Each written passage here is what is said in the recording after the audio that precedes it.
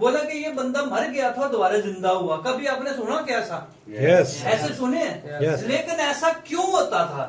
उसका क्या कारण था?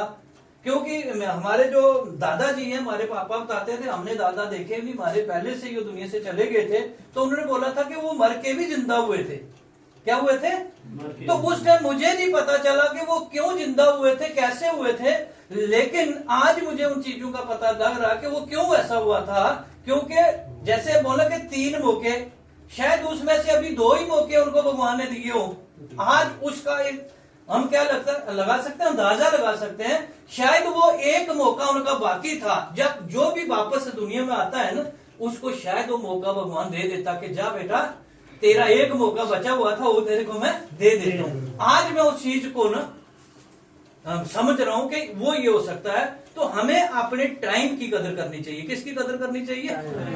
टाइम। जिसकी कोई कीमत है ही नहीं है, जिसकी अनमोल है वो, उसकी कदर हमें करनी चाहिए। नहीं तो बताओ ऐसे ही दिन निकल जाएगा। तो टाइम को हमेशा मद्देनजर रखते हुए ये क्वेश्चन जब मेरे से किया गया, तब मैंने जाकर के क्या किया, अपने टाइम की वैल्यू को समझना शुरू कर दी। क्या कर दी? टाइम की वैल्यू को समझना शुरू किया। जब मैंने टाइम की वैल्यू समझी, तो मैं अभी आपको क्या बता रहा था, मेरी उम्र कितनी होगी? 55 साल हो चुकी। मैं आर्मी की नौकरी भी करके आ गया। तो मैं बताऊं कि कभी भी विदेश घूमने नहीं गया। कभी भी क्या नहीं गया? इंडिया में घूमे। हम फौजी थे, वो शायद फौज में ना होते तो लोग पूरे इंडिया में घूम पाते। फौज होते हुए इंडिया तो घूम गए, लेकिन कभी फॉरेन घूमने का मौका नहीं मिला। लेकिन जब टाइम की वैल्यू को समझ लिया, तो मैं भगवान का धन्यवाद करता हूं।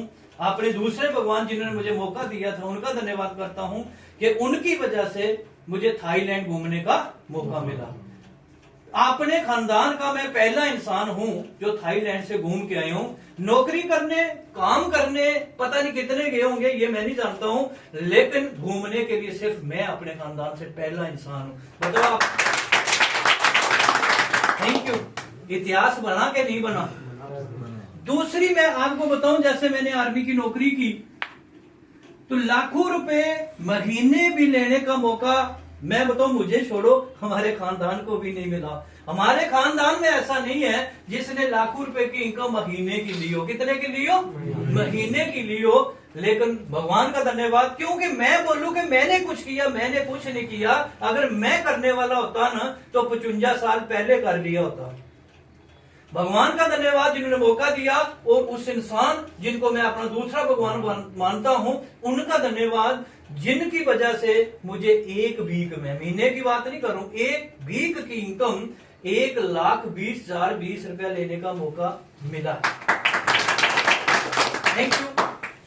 तो ये किसकी वजह से? टाइम की वैल्यू की वजह से, मेरी वजह से नहीं। तो मैंने किसको पकड़ लिया? टाइम की वैल्यू। जो हम टाइम ऐसे बर्बाद कर रहे थे बिना मतलब जहां से कुछ होने वाला भी नहीं है। तो बोला जाता है कि हम अपने टाइम को अगर खर्च करेंगे, खर्च हुई चीज कभी वापस नहीं आती है, चाहे वो पैसा हो, चाहे वो टाइम हो। लेकिन जो चीज इन्वेस्टमेंट होती है, चाहे हम